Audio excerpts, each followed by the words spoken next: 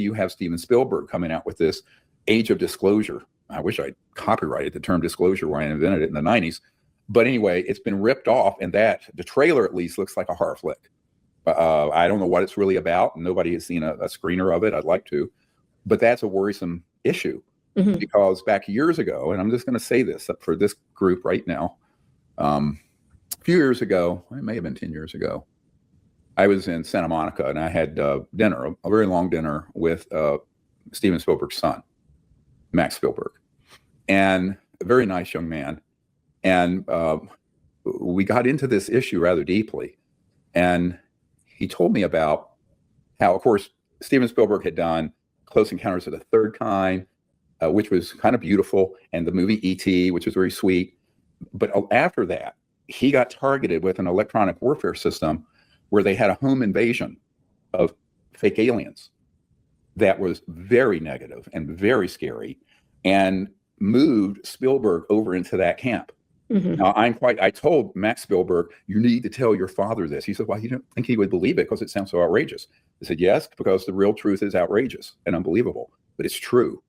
And for years in the 90s, when I learned about what these technologies were, I called them electronic black magic. It'd be like as if you could, a sorcerer doing some scary thing, right? But doing it through very high-tech electronics that have resulted from studying advanced extraterrestrial transdimensional systems. You can pop things in from another dimension, right?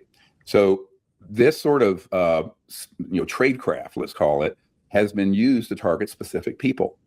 I remember in 1994, for example, having a very long meeting, 3 or 4 hours, with the Crown Prince of Liechtenstein, Hans Adam von Liechtenstein. And he explained to me about how his brother, Prince Albert, had been abducted out of the castle in Liechtenstein. And of course, everything he described was a classic CIA psyop abduction.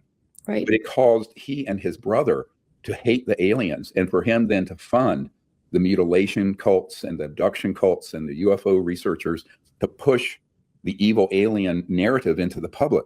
And it wasn't because he was a bad man. It's because he had been literally terrified and brainwashed by these operations. So this is a huge problem. And now we have, what might be 1 billion people will see this Disclosure Day or whatever it's called by Spielberg. Right. And nobody really knows the backstory. So we're going to have to really watch this. So one of the things I'm concerned about increasingly is that the intelligence community and law enforcement are drilling down on these covert and very shadowy programs. No one's paying attention to the end of it, the tip of the spear that's out in the public domain. But those are people who are operatives for that criminal conspiracy.